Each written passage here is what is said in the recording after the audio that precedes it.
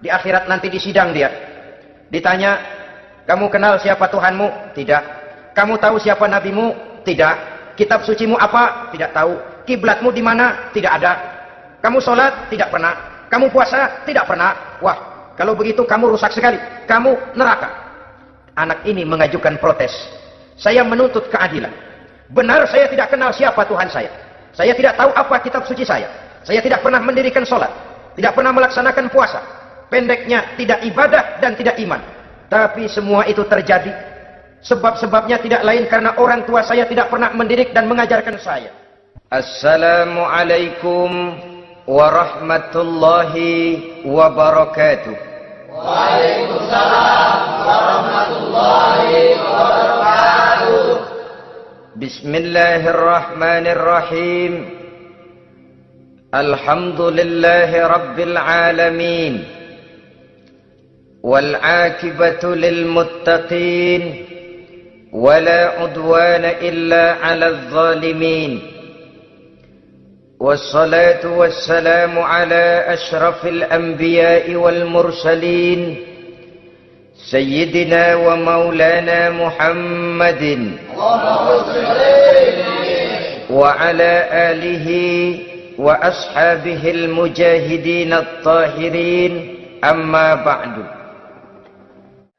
Yang kedua, wal banin, dihiasi juga manusia dengan kecintaan kepada banin. Makna banin di sini ay al aulad, anak-anak laki. Kenapa disebut banin, anak-anak laki? Karena pertama, sering anak laki itu lebih jadi kebanggaan buat orang tuanya ketimbang anak perempuan. Sebabnya apa? Pertama, faktor nasab. Silsilah lebih kuat kepada laki-laki ketimbang perempuan. Yang kedua, faktor cita-cita.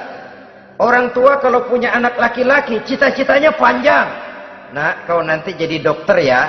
Nak, jadi insinyur ya. Nak, jadi pilot ya. Nak, jadi pengusaha ya. Nak, jadi presiden ya.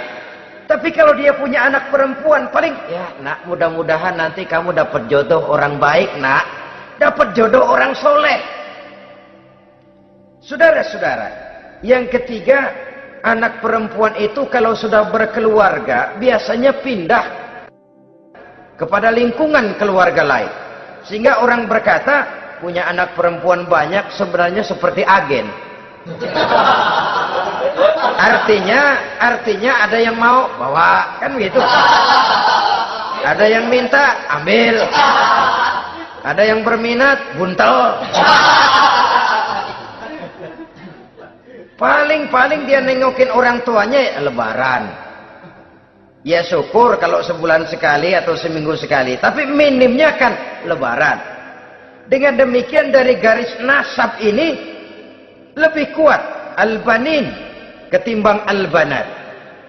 Manusia dihiasi dengan kecintaan kepada anak-anak.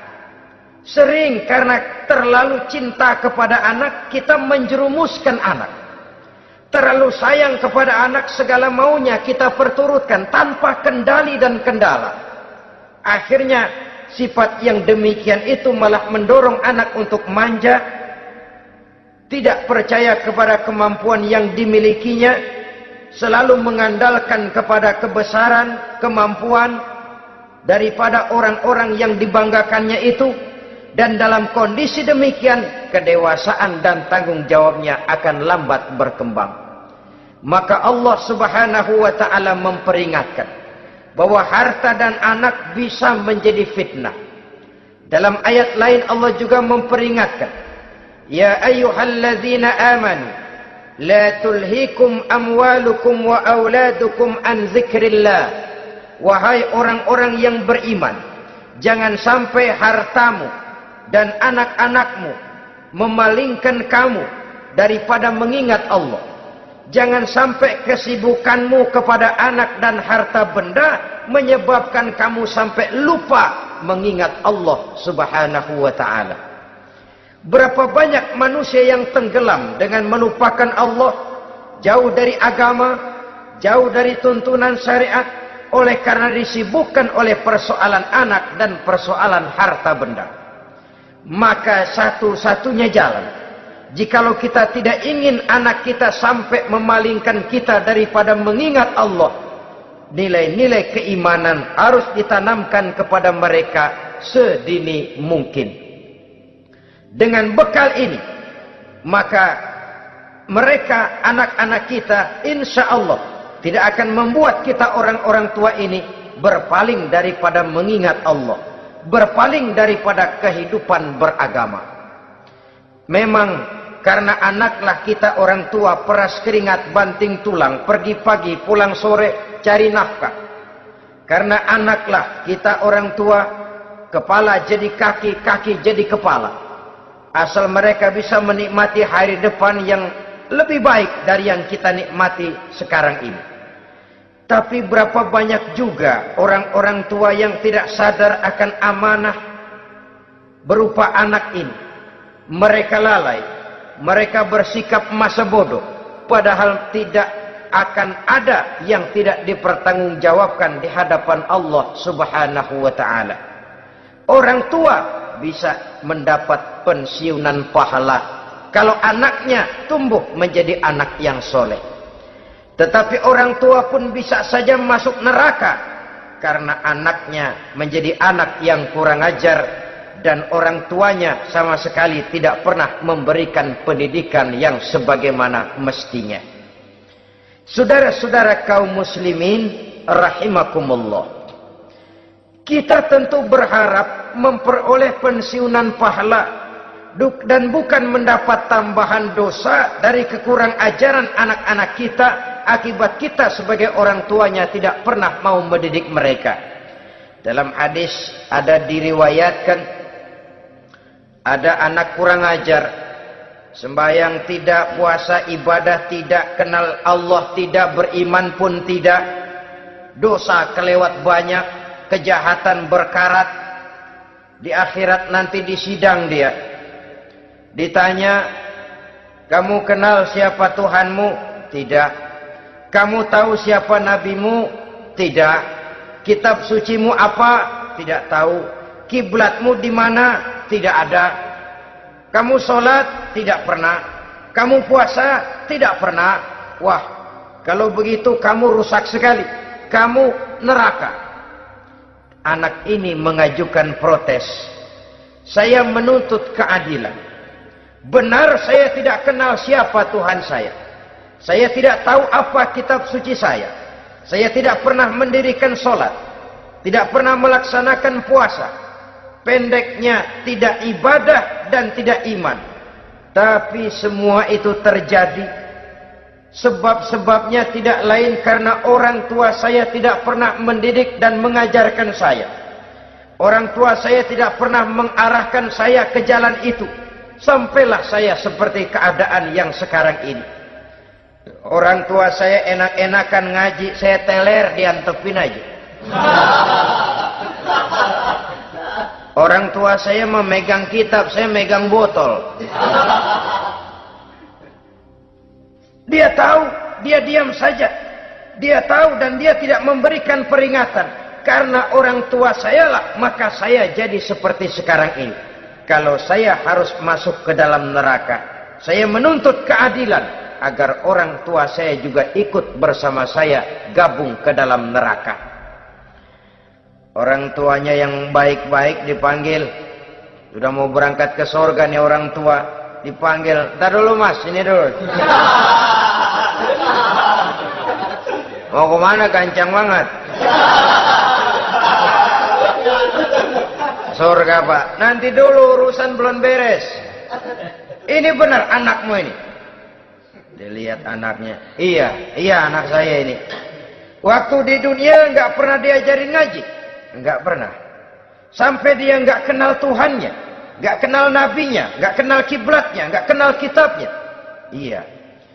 Dia sembahyang, kamu dia nggak sholat, kamu diemin aja. Iya kali. Kenapa pakai kali? Yang benar ngomong. Ramadan dia nggak puasa, kamu nggak tegur, kamu diam saja. Iya. Wah, kamu nggak tanggung jawab. Kamu tahu anak itu adalah amanah. Menyia-nyiakan amanah adalah khianat. Khianat adalah dosa besar. Jadi bagaimana saya? Ya kamu gabung sama anakmu, join ke neraka berdua bareng. Lantaran kamu tidak mau mendidik mereka, anak-anakmu, maka jadilah anak-anakmu seperti sekarang ini. Saudara-saudara kaum muslimin rahimakumullah. Sebaliknya, jikalau anak-anak kita yang kita cintai ini, yang merupakan buah hati belahan jantung, tumbuh dan berkembang menjadi anak-anak yang soleh, yang bermanfaat bagi masyarakatnya, bagi agama, bangsa dan negaranya, kita orang tuanya bolehlah tentram menerima pensiunan pahala. Menerima pensiunan pahala dari kesolehan anak yang ditinggalkannya. Alangkah nikmatnya mendapat pensiunan pahala. Terbaring kita di bawah pohon kemboja, nilai kebaikan kita dikenal orang, nama kita akan tetap hidup. Oleh karena kita meninggalkan anak-anak yang tumbuh menjadi generasi yang soleh, bukan anak yang salah. Oleh karenanya, kecintaan kepada anak jangan sampai membuat kita lalai dari mengarahkan mereka kepada kehidupan beragama. Di zaman sekarang ini, kecenderungan kita mengarahkan anak pun sudah kepada kecenderungan yang berbau materialistis. Maka yang ramai bagaimana anak bisa mengejar program MBA, Master of Business Administration, supaya keluar bisa jadi manajer. Bagaimana anak lalu kursus komputer, supaya keluar menjadi tenaga yang canggih di bidang komputer. Ya, kalau dia perempuan cantik, bagaimana dia bisa masuk akademi sekretaris and management, supaya bisa jadi sekretaris. Atau bagaimana dia bisa masuk sekolah nyanyi, supaya nanti jadi penyanyi dengan tarik suara, uang lalu mengalir ke dalam kocek jutaan nilainya.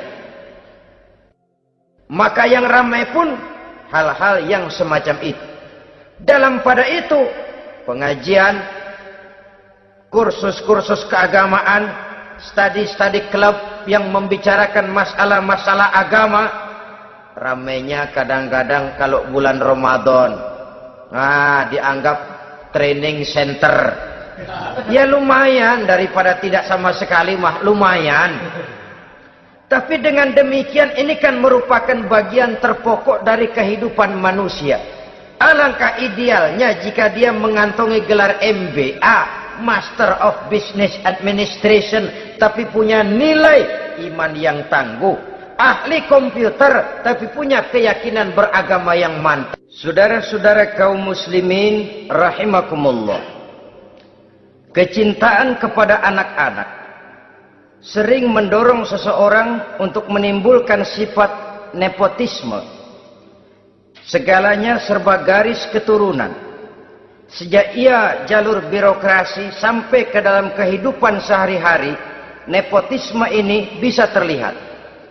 Orang kehilangan kondisi objektivitasnya. Mampu atau tidak soal lain, bidangnya atau tidak bukan soal. Yang penting masih ada hubungan keturunan. Maka timbullah tumpang tindih untuk sesuatu pekerjaan yang tidak sesuai dengan kemampuan dan keahliannya.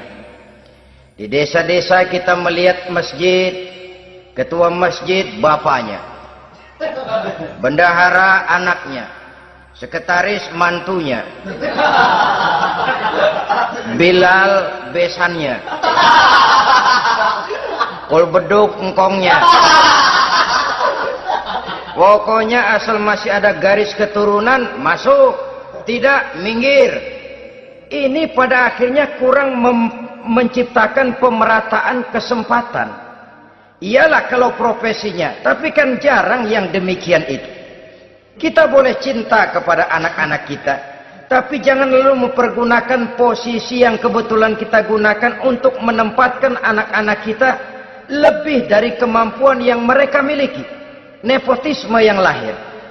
Sehingga ini bukan saja tidak mendidik, tapi mengakibatkan terjadinya tumpang tindih.